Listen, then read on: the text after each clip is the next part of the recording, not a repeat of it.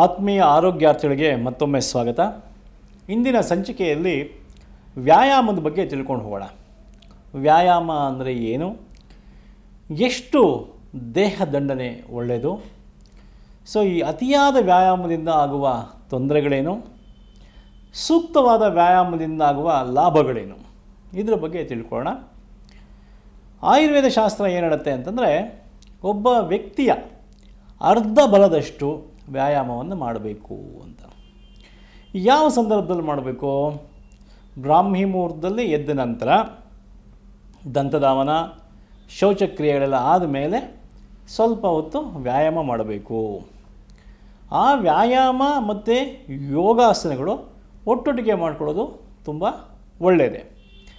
ಸಹಜವಾಗಿ ಅನೇಕರು ಏನು ಮಾಡ್ತಾರೆ ಅಂತಂದರೆ, ವಾಕಿಂಗು, ಜಾಗಿಂಗು, ಅಥವಾ ಕೆಲವರು ಬ್ಯಾಡ್ಮಿಂಟನ್ನು, ಅಥವಾ ಇನ್ನು ಕೆಲವರು ಬೇರೆ ಬೇರೆ ತಮ್ಮ ಒಂದು ಚಟುವಟಿಕೆಗಳು, ಆಟದ ಚಟುವಟಿಕೆಗಳಲ್ಲಿ ತಮ್ಮನ್ನು ತಾವು ತೊಡಗಿಸ್ಕೊಳ್ತಾರೆ. ಬಟ್ ಯಾವುದೇ ಮಾಡಿದ್ರೂ ಕೂಡ ಅರ್ಧ ಬಲದಷ್ಟು ಅಂತಂದರೆ ಅದಕ್ಕೆ ಹೆಂಗೆ ನಾವು ಅದು ಕಂಡುಹಿಡಿಯೋದು ಅಂತಂದರೆ, ಹಣೆಯಲ್ಲೇ ಬೆವರು ಬರೋಂಗೆ, ಹಣೆಯಲ್ಲಿ ಬೆವರು ಬರೋಕ್ಕೆ ಶುರುವಾದಾಗ, ಕಂಕಳ ಭಾಗದಲ್ಲಿ ಸ್ವಲ್ಪ ಬೆವರು ಬರೋಕ್ಕೆ ಶುರುವಾದಾಗ ನಾವು ವ್ಯಾಯಾಮವನ್ನು ಸ್ಟಾಪ್ ಮಾಡಬೇಕಾಗತ್ತೆ. ಸೊ ಅತಿಯಾದ ವ್ಯಾಯಾಮ ಮಾಡೋದ್ರಿಂದ ಏನಾಗ್ಬಿಡುತ್ತೆ ಅಂತಂದರೆ ಧಾತು ಕ್ಷಯ ಆಗೋದಕ್ಕೆ ಶುರುವಾಗತ್ತೆ. ಅಂದರೆ ಮಸಲ್ ವೇಸ್ಟಿಂಗು, ಮಾಂಸಖಂಡಗಳು ಒಂದು ಸ್ವಲ್ಪ ತಮ್ಮ ಬಲವನ್ನು ಕಳ್ಕೊಳ್ಳುತ್ತೆ. ಮಂಡಿ ನೋವು ಶುರುವಾಗ್ಬೋದು, ಸೊಂಟ ನೋವು ಶುರುವಾಗ್ಬೋದು, ಕುತ್ತಿಗೆ ನೋವು ಶುರುವಾಗ್ಬೋದು. ಓವರ್ ಎಕ್ಸಸೈಸಿಂದ ಈವನ್ ಡಿಸ್ಕ್ ಪ್ರೊಲಾಪ್ಸ್ ಆಗುವಂಥ ಚಾನ್ಸಸ್ಸು, ಈ ರೀತಿ ವೇರ್ ಆ್ಯಂಡ್ ಟೇರ್ ಪ್ರಾಬ್ಲಮ್ಸು ಜಾಸ್ತಿ ಆಗ್ತಾ ಹೋಗುತ್ತೆ. ಅದಕ್ಕೆ ತಕ್ಕಂಗೆ ನ್ಯೂಟ್ರಿಷನ್ ಇದ್ದು, ಅದಕ್ಕೆ ತಕ್ಕಂಗೆ ಸ್ವಲ್ಪ ರಿಲ್ಯಾಕ್ಸೇಷನ್ ಇದ್ದು ಮತ್ತೆ ಕಂಟಿನ್ಯೂ ಮಾಡೋದು it depends on there interest. ಸಹಜವಾಗಿ ಆರೋಗ್ಯವನ್ನು ರಕ್ಷಣೆ ಮಾಡ್ಕೊಳ್ಳುವಂಥವ್ರು ಈ ಫ್ಯಾಟ್ ಮೆಟಬಾಲಿಕ್ ಸಮಸ್ಯೆನ, ಈ ಫ್ಯಾಟ್ನ ಸ್ವಲ್ಪ ಬರ್ನ್ ಮಾಡಬೇಕು, ಫ್ಯಾಟ್ನ ಡಿಸಾಲ್ವ್ ಮಾಡಬೇಕು ಅಂತ ಬಯಸುವಂಥವ್ರು ಅರ್ಧ ಶಕ್ತಿಯಷ್ಟು ವ್ಯಾಯಾಮ ಮಾಡಿದ್ರೆ ಸಾಕಾಗತ್ತೆ. ಈ ವ್ಯಾಯಾಮದ ಮಹತ್ವ ಏನು ಹೇಳುತ್ತೆ ಶಾಸ್ತ್ರ ಅಂತಂದರೆ, ಈಗ ನಾವು ಆಹಾರದಲ್ಲಿ ಅನೇಕ ರೀತಿಯಾದಂಥ ಆಹಾರಗಳನ್ನ ತೊಗೊತಾ ಇರ್ತೀವಿ. ಅದರಲ್ಲೂ 100ಕ್ಕೆ 95 ಭಾಗ ಅಥವಾ 99 ಭಾಗ ನಮಗೆ ಸಿಗುವಂಥ ಆಹಾರಗಳೆಲ್ಲ ಕಲಬೆರಕೆ ಉಳ್ಳಂಥದ್ದು. ಅದಕ್ಕೆ ನಾನು ಕೆಲವು ತಿಳಿಸ್ತಾ ಇರ್ತೀನಿ. ಶಿವನಿಗೆ ನೀಲಕಂಠ ಅಂತ ಕರಿತೀವಿ. ಆ ಹಾಲಾಹಲ ಸಮುದ್ರ ಮಂಥನದಲ್ಲಿ ಬಂದಾಗ ಶಿವ ಗಂಟ್ಲವರೆಗೂ ತೊಗೊಂಡ, ಪಾರ್ವತಿ ದೇವಿ ತಕ್ಷಣ ಗಂಟ್ಲಿಗೆ ತಡೆ ಒಡ್ಬಿಟ್ಟು, ಸೊ ಅಷ್ಟಕ್ಕೆ ಈ ಶಿವ ನೀಲಕಂಠನಾದ ಅಂತ.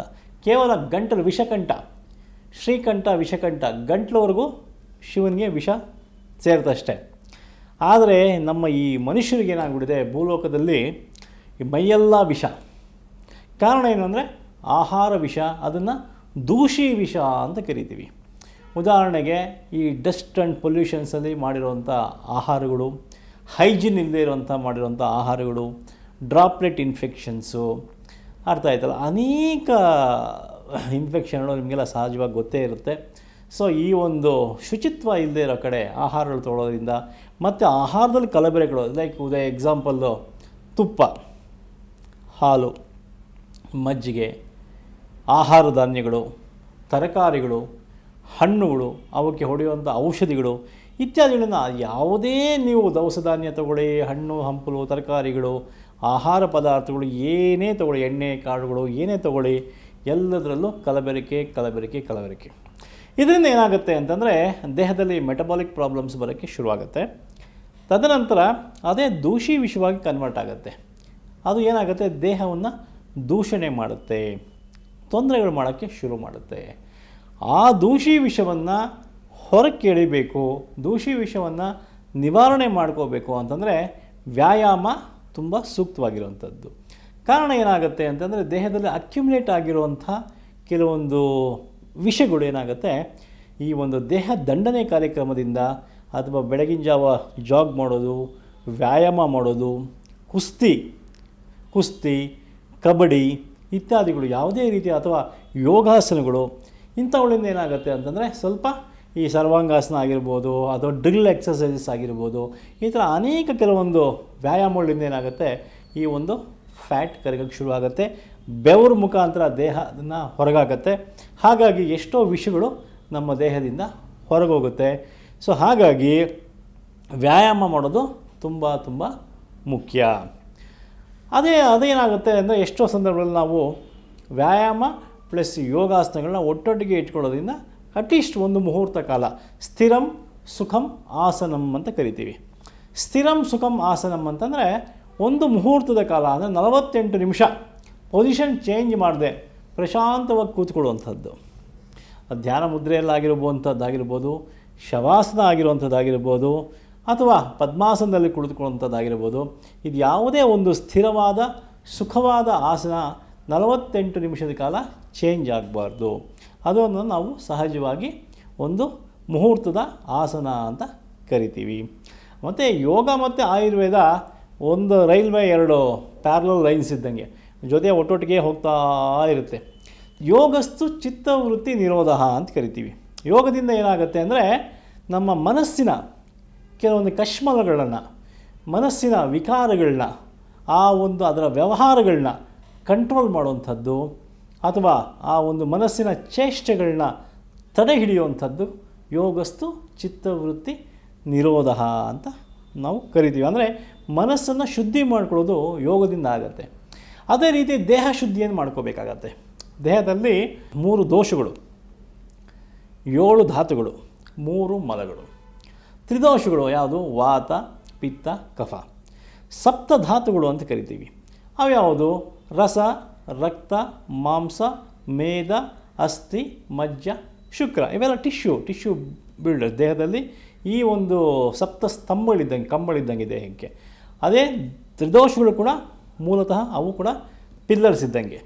ತ್ರಿಮಲಗಳು ಅಂತಂದರೆ ನಮ್ಮ ಒಂದು ಎಕ್ಸ್ಕ್ರೀಟಿವ್ ಪಾರ್ಟ್ಸ್, ಅಂದರೆ ಎಕ್ಸ್ಕ್ರಿಷನ್ ಐಟಮ್ಸು. ಯಾವುದು? ಒಂದು ಮೂತ್ರ ಮತ್ತು ಮಲ ಮತ್ತು ಸ್ವೇದ. ಸೊ ಹಾಗಾಗಿ ಮೊದಲೇ ಹೇಳಿದೆ, ಸಮದೋಷ ಸಮಾಗ್ನಿಶ್ಚ ಸಮಧಾತು ಮಲಕ್ರಿಯಾ ಪ್ರಸನ್ನಾತ್ಮೇಂದ್ರಿಯ ಮನಃ ಸ್ವಸ್ಥ ಇತ್ಯವಿಧೀಯತೆ ಅಂತ. ಅಂದರೆ ಈ ಧಾತು ಮಲಕ್ರಿಯೆಗಳು ದೇಹದಲ್ಲಿ ಕರೆಕ್ಟಾಗಿರಬೇಕು. ಬೆಳಗ್ಗೆ ಎದ್ದ ತಕ್ಷಣ ನೇಚರ್ ಕಾಲ್ ಅಂತಂದರೆ ಕರೆಕ್ಟಾಗಿ ಒಂದು ಮೋಷನ್ಸ್ ಕ್ಲಿಯರ್ ಆಗಬೇಕು, ಮಲ ವಿಸರ್ಜನೆ ಕಾರ್ಯ ಕರೆಕ್ಟಾಗಿ ಆಗಬೇಕು. ಅದಾದ ನಂತರ ವ್ಯಾಯಾಮ ಕೂಡ ಅಷ್ಟೇ ಮುಖ್ಯವಾಗುತ್ತೆ. ಹಾಗಾಗಿ ಸೂಕ್ತವಾದಂಥ ವ್ಯಾಯಾಮದಿಂದ ಅರ್ಧ ಬಲದಷ್ಟು, ಅಂದರೆ ಹಣೆಯಲ್ಲಿ ಸ್ವಲ್ಪ ಬೆವರು ಬರೋ ಟೈಮಲ್ಲಿ, ಕಂಕ್ಳಲ್ಲಿ ಸ್ವಲ್ಪ ಬೆವರು ಬರೋ ಟೈಮಲ್ಲಿ ವ್ಯಾಯಾಮ ಅಲ್ಲಿಗೆ ನಿಲ್ಲಿಸಿ ಸ್ವಲ್ಪ ರಿಲ್ಯಾಕ್ಸ್ ಮಾಡ್ಕೊಳ್ಳೋದು, ಸ್ವಲ್ಪ ಯೋಗಾಸನಗಳನ್ನ ಮಾಡ್ಕೊಳ್ಳೋವಂಥದ್ದು ತುಂಬ ಸೂಕ್ತವಾಗಿರೋದು.